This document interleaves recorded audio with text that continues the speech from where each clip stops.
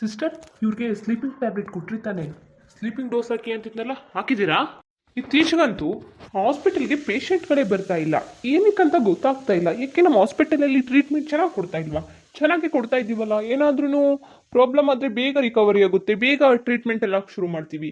ಯಾಕೆ? ಇಲ್ಲ ಡಾಕ್ಟರ್, ಹಾಗೇನಿಲ್ಲ. ನಮ್ಮ ಹಾಸ್ಪಿಟಲ್ ಏನು ಪ್ರಾಬ್ಲಮ್ ಇಲ್ಲ, ಪೇಷಂಟ್ಗಳೇ ಬರ್ತಾ ಇಲ್ವಂತೆ. ಅಕ್ಕಪಕ್ಕದಲ್ಲಿದ್ರೆ ಹಾಸ್ಪಿಟಲ್ ಇದೆಯಲ್ಲ, ಅಲ್ಲಿಗೂ ಅಷ್ಟೇನೆ ಪೇಷಂಟ್ ಇವಾಗ ಕಡಿಮೆ ಆಗಿಬಿಟ್ಟಿದಾರಂತೆ. ಅದಕ್ಕೋಸ್ಕರನೇ ಬರೋ ಪೇಷಂಟ್ನೇ 15 ದಿನ 20 ದಿನ ಅಡ್ಮಿಟ್ ಮಾಡಿಕೊಂಡು ಇನ್ನೇನು ಮಾಡೋದು?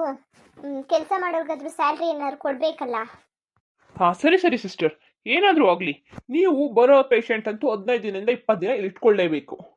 ಅವ್ರಿಗೆ ಸಣ್ಣ ಪುಟ್ಟ ಜ್ವರ, ಕೆಮ್ಮು, ಶೀತ ಏನೇ ಆಗಿರಲಿ ಅವ್ರನ್ನ ICUಗೆ ಅಡ್ಮಿಟ್ ಮಾಡಲೇಬೇಕು, ಆಯಿತಾ?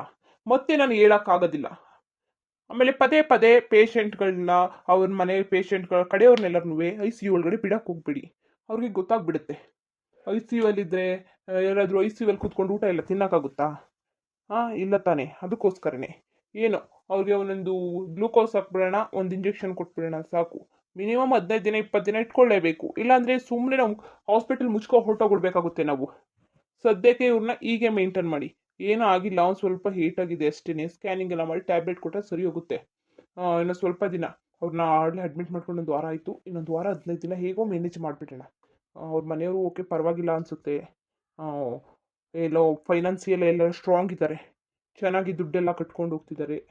ಓಕೆ, ಸುಮ್ಮನೆ ದುಡ್ಡೆಲ್ಲ ಕಟ್ತಿದ್ದವ್ರನ್ನೆಲ್ಲರೂ ಇದು ಮಾಡೋಕ್ಕೆ ಹೋಗ್ಬಿಡಿ. ಆಮೇಲೆ ಟ್ರೀಟ್ಮೆಂಟ್ ಮಾಡಬೇಕು ಅಂತ ನೀವು ಅವತ್ತೇ ಕಲೆಕ್ಟ್ ಮಾಡಬೇಕು ಅಮೌಂಟು. ಆಮೇಲೆ ಜಾಸ್ತಿ ಆದರೆ ಅವ್ರು ಕೊಡೋದಿಲ್ಲ. ಆಮೇಲೆ ಇವಾಗಲೇ ಹೇಳ್ತಾ ಇರೋದು, ಅವತ್ತೇ ಕಲೆಕ್ಟ್ ಮಾಡಿ, ಇಲ್ಲ ಟ್ರೀಟ್ಮೆಂಟ್ ಶುರು ಮಾಡೋದಿಲ್ಲ ಅಂತ ಹೇಳಿ.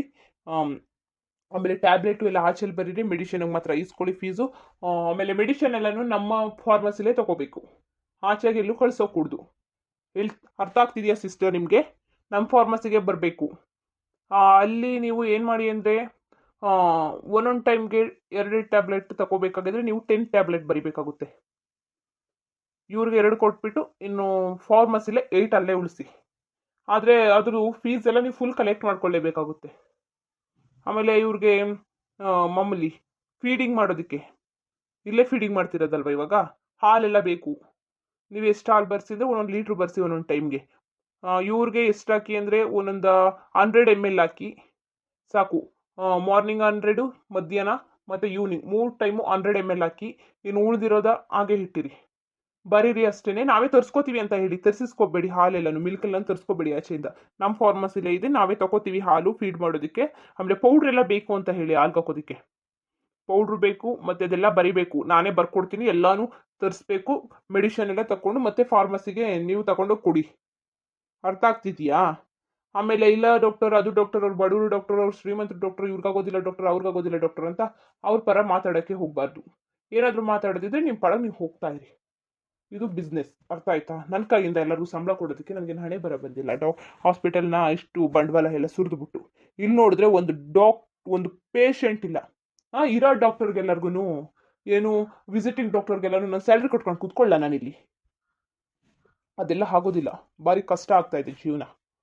ಏನು ಮಾಡಲಿ, ನಾನು ತಲೆ ಮೇಲೆ ಕಲ್ಲು ಹಾಕೊಳ್ಳೋದಕ್ಕೆ ಇಲ್ಲಿ ಹಾಸ್ಪಿಟಲ್ ಶುರು ಮಾಡಿರೋದು. ಕಷ್ಟಪಟ್ಟು ಎಷ್ಟು ವರ್ಷ MBBS ಸಾಲ ಸೋಲೆಲ್ಲ ಮಾಡಿ ಓದ್ಬಿಟ್ಟು, ಅದಕ್ಕೋಸ್ಕರನೇ ಈ ಥರ ಮಾಡಬೇಕು. ಇಲ್ಲಾಂದರೆ ಹಾಸ್ಪಿಟಲ್ ಮುಚ್ಕೊಂಡು ಹೊರಟೋಗ್ಬಿಡುತ್ತೆ. ಎಷ್ಟು ಜನ ಕೆಲಸ ಮಾಡ್ತಿದ್ದಾರೆ, ಒಂದು 20 ಜನ 30 ಜನ ಕೆಲಸ ಮಾಡ್ತಿದ್ದಾರೆ. ಅವ್ರಿಗೆಲ್ಲರೂ ಕೆಲಸ ಇದ್ದಂಗೆ ಅನ್ಎಂಪ್ಲಾಯ್ ಆಗಿಬಿಡ್ತಾರೆ. ಅವ್ರದ್ದು ಮತ್ತು ನಮ್ಮದೆಲ್ಲ ನೋಡ್ಕೊಂಡು ಈ ಥರ ಮಾಡ್ತಾಯಿದ್ದೀವಿ. ಯಾರಿಗೂ ಆಚೆಗೆ ಬರೋ ಕೂಡ್ದು. ನಾನು ಸುಮ್ಮನೆ ಆಗೋದಿಲ್ಲ, ಏನು ಮಾಡ್ತೀನಿ ಅಂತ ಗೊತ್ತಿಲ್ಲ. ಆಮೇಲೆ ಇನ್ಮೇಲೆ ತುಂಬ ಓಪಿದೆ ಸಿಸ್ಟರ್, ಅದಕ್ಕೋಸ್ಕರ ನಾನು ಹೇಳ್ತಾ ಇರೋದು, ಬೇರೆ ಯಾರಿಗೂ ಹೇಳ್ತಾ ಇಲ್ಲ. ಅರ್ಥ ಆಗ್ತಿದೆಯಾ? ಇವ್ರ ಕಂಡೀಷನ್ ಹೇಗಿದೆ? ಏನೂ ಇಲ್ಲ ಡಾಕ್ಟರ್, ನಾರ್ಮಲ್ ಆಗೇ ಇದ್ದಾರೆ. ಸ್ಕ್ಯಾನಿಂಗ್ ಎಲ್ಲ ನೋಡಿದ್ನಲ್ಲ, ಫುಲ್ಲು ರಿಕವರಿ ಆಗಿದ್ದಾರೆ. ಇನ್ನೇನಿಲ್ಲ, ಡಿಸ್ಚಾರ್ಜ್ ಮಾಡಿದ್ರೆ ಆರಾಮಾಗಿ ಮನೇಲಿ ಒಂದಿಷ್ಟಪ್ಪ ಮುದ್ದೆ ತಿನ್ನಂಗೆ ಶಕ್ತಿ ಇದೆ. ಬಟ್ ಇಲ್ಲಿಗೆ ಬಂದಮೇಲೆ ಬರೀ ಹಾಲು, ಬರೀ ಗ್ಲೂಕೋಸು ಮೆಡಿಷನ್ ಕೊಟ್ಟೆ ಒಂದು ಸ್ವಲ್ಪ ಡಲ್ ಆಗಿಬಿಟ್ಟಿದೆ ಅನಿಸುತ್ತೆ ಅಷ್ಟೇ. ಅದು ಬಿಟ್ಟರೆ ಇವ್ರಿಗೆ ಸ್ವಲ್ಪ ಹೇಟ್ ಆಗಿದೆ ಅಷ್ಟೇ, ಜಾಸ್ತಿ ಏನಾಗಿರಲಿಲ್ಲ. ಬಿಡಿ, ಪರವಾಗಿಲ್ಲ. ಏನೋ ಪೇಷಂಟ್ ಇಲ್ಲ ಅಂತಿದ್ವಿ, ಒಂದು ಪೇಷಂಟ್ ಬಂದು ಸಿಕ್ತು ಬಿಡಿ. ಇವಾಗ ಅಡ್ಮಿಟ್ ಎಲ್ಲ ಮಾಡ್ಕೊಂಡ್ಮೇಲೆ ಅವ್ರ ಕಡೆಯವ್ರೀಗ ಬರ್ತಾರೇನೋ ಡಾಕ್ಟರ್ ನೋಡೋದಕ್ಕೆ. ಸರಿ ಡಾಕ್ಟರ್, ಅವ್ರು ಅಕಸ್ಮಾತು ನಾವು ಬೇರೆ ಕಡೆ ಡಿಸ್ಚಾರ್ಜ್ ಮಾಡ್ಕೊಂಡು ಹೋಗ್ತೀವಿ ಅಂದರೆ ಏನು ಮಾಡೋದು? ಸರಿ ಡಾಕ್ಟರ್, ನಾನು ಎಷ್ಟು ಹೇಳಿದ್ರು ಅವ್ರು ಕೇಳ್ತಾ ಇಲ್ಲ, ಏನು ಮಾಡಲಿ ನಾನು? ಅಲ್ಲ, ಏನಕ್ಕೆ ನರ್ಸ್ ಆಗಿರೋದು ನೀನು? ಕೆಲಸನ ನೆಟ್ಟಗೆ ಮಾಡಂಗಿದ್ರೆ ಮಾಡು, ಇಲ್ಲ ಅಂದರೆ ಗಂಟು ಮುಟ್ಟೆ ಕಟ್ಟು. ಅದು ಬಿಟ್ಬಿಟ್ಟು ನೀನು ಹಂಗೆ ಮಾಡೋದಿಲ್ಲ ಹಿಂಗೆ ಮಾಡೋದಿಲ್ಲ ಅದೆಲ್ಲ ನನಗೆ ಕೇಳೋ ಅವಶ್ಯಕತೆ ಇಲ್ಲ. ನನ್ನ ಕೆಲಸ ಇದೆ. ಯಾವುದಾದ್ರೂ ಪೇಷಂಟ್ ಬಂದರೆ ನನ್ನ ಕರಿ. ರೆಸ್ಟ್ ಮಾಡಬೇಕು, ತಲೆ ನೋವು ಬಂದ್ಬಿಟ್ಟಿದೆ. ಹಾಂ ಸರಿ ಡಾಕ್ಟರ್. ಸರಿ, ಬೆಡ್ ಎಲ್ಲನೂ ಚೇಂಜ್ ಮಾಡಿ. ಸ್ವಲ್ಪನೂ ಗೊತ್ತಾಗೋದಿಲ್ವಾ ಕ್ಲೀನ್ ಮೇಂಟೈನ್ ಮಾಡಬೇಕು ಅಂತ? ನೀನೇ ಹೋಗು ಈಗ. ಇದೆ ಡಾಕ್ಟರ್, ಒಂದೆರಡು ಇದೆ, ಚೇಂಜ್ ಮಾಡ್ತೀನಿ ಇವಾಗ. ಡಾಕ್ಟರ್, ಡೆಲಿವರಿಗೆ ಅಂದ್ಬಿಟ್ಟು ಒಂದು ಪೇಷಂಟ್ ಬಂದಿತ್ತು.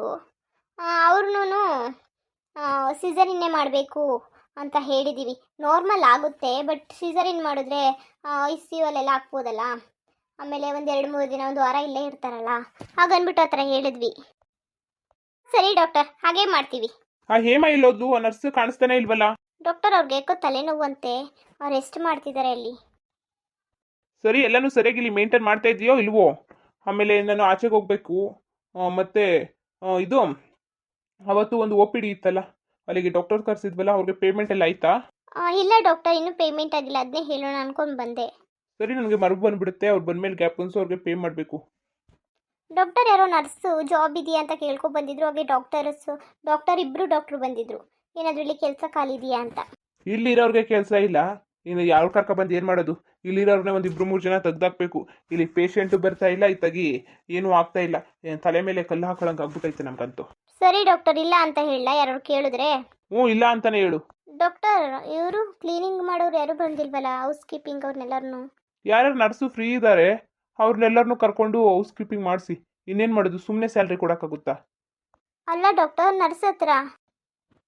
ಸರಿ, ಇವ್ರು ಪೇಷಂಟ್ ಕಡೆಯವ್ರಿಗೆ ಯಾರೂ ಗೊತ್ತಾಗಬಾರ್ದು ಇವ್ರು ಹುಷಾರಾಗಿದ್ದಾರೆ ಅಂತ.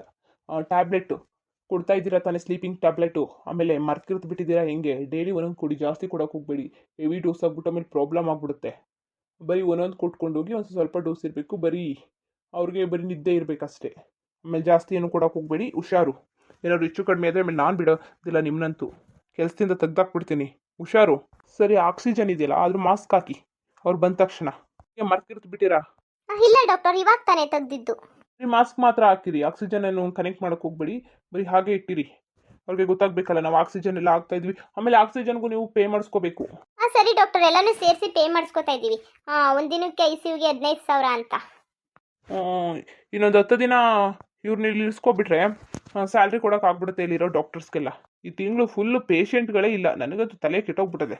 ಏನು ಮಾಡೋದು ಮಾಡೋದು, ಒಂದು ಪೇಷಂಟು ಕಾಣೆ. ಬರೀ ಖಾಲಿ ಇರ್ತದೆ. ಬಂದರೆ ಎಲ್ಲ ಒಟ್ಟೊಟ್ಟಿಗೆ ಬರ್ತಾರೆ, ಯಾರನ್ನೂ ಇಲ್ಲ ಬೆಡ್ ಖಾಲಿ ಇಲ್ಲ ಅಂತ ಹೇಳಿ ಕಳಿಸ್ಬೇಕು. ಇಲ್ಲಾಂದರೆ ಎಲ್ಲ ಬೆಡ್ಡು ಖಾಲಿಯಾಗಿರ್ತವೆ. ಸರಿ ಡಾಕ್ಟರ್, ಇವರು ಪೇಷಂಟ್ ಕಡೆಯವ್ರನ್ನ ಎಷ್ಟೊತ್ತಿಗೆ ಬಿಡಲಿ ನೋಡೋದಕ್ಕೆ? ಅವ್ರ ಪೇಷಂಟ್ ಕಡೆಯವರು ಒಬ್ಬೊಬ್ಬರಾಗಿ ಎಲ್ಲ ಬರ್ತಿದ್ದಾರೆ. ನೆಂಟ್ರಂತೆ, ಅವರಂತೆ, ಇವರಂತೆ, ಅಕ್ಕ ಅಂತೆ, ತಂಗಿ ಅಂತೆ, ದೊಡ್ಡಪ್ಪ, ಚಿಕ್ಕಪ್ಪ ಅಂತ ಬರ್ತಾ ಇದ್ದಾರೆ. ಏನು ಮಾಡೋದು? ಬೇಡ ಅಂದರೂ ಕೇಳ್ತಾ ಇಲ್ಲ, ನೋಡಬೇಕು ಅಂತ ಹಠ ಮಾಡ್ತಿದ್ದಾರೆ. ಇಲ್ಲ ಬಿಡೋಕೆ ಹೋಗ್ಬೇಡಿ. ದಿನಕ್ಕೆ ಒಬ್ರನ್ನೋ ಇಬ್ರನ್ನೋ ಬಿಡಿ ಅಷ್ಟೇ. ಅದು 1 ಟೈಮ್ ಇಲ್ಲ 2 ಟೈಮ್ಸ್ ಅಷ್ಟೇ. ಪದೇ ಬಂದಾಗಲೆಲ್ಲ ಬಿಡೋಕೆ ಹೋಗ್ಬೇಡಿ ನೀವು. ನಾನು ಎಷ್ಟು ಹೇಳಿದ್ರು ಕೇಳ್ತಾ ಇಲ್ಲ ಡಾಕ್ಟರ್. ಅಲ್ಲ, ನರ್ಸೇನಿಗಾಗಿರೋದು ಒಂದು ಕಂಟ್ರೋಲ್ ಮಾಡೋಕ್ಕಾಗಲ್ವಾ? ಇವಾಗ ಸೇರಿಸ್ಬಿಟ್ರೆ ಮಾತ್ರ ನಾನು ಸುಮ್ಮನಾಗೋದಿಲ್ಲ. ಸರಿ ಡಾಕ್ಟರ್. ನೋಡಿ ಫ್ರೆಂಡ್ಸ್, ಇದು ಕೇವಲ ಮನೋರಂಜನೆಗೆ ಮಾತ್ರ, ಯಾರು ಇದನ್ನ ಸೀರಿಯಸ್ ಆಗಿ ತಗೋಬೇಡಿ. ಹಾಗೆ ವಿಡಿಯೋ ಹೆಂಗಿತ್ತು ಅಂದ್ಬಿಟ್ಟು ದಯವಿಟ್ಟು ಕಮೆಂಟ್ ಮಾಡಿ ತಿಳಿಸಿ. ಇನ್ನು ನಮ್ಮ ಚಾನಲ್ಗೆ ಸಬ್ಸ್ಕ್ರೈಬ್ ಮಾಡ್ಕೊಂಡಿಲ್ಲ, ದಯವಿಟ್ಟು ಸಬ್ಸ್ಕ್ರೈಬ್ ಮಾಡ್ಕೊಂಡು ನೋಡಿ. ಹಂಗೆ ಲೈಕ್ಟಿಗೂ ಸಪೋರ್ಟ್ ಮಾಡಿ.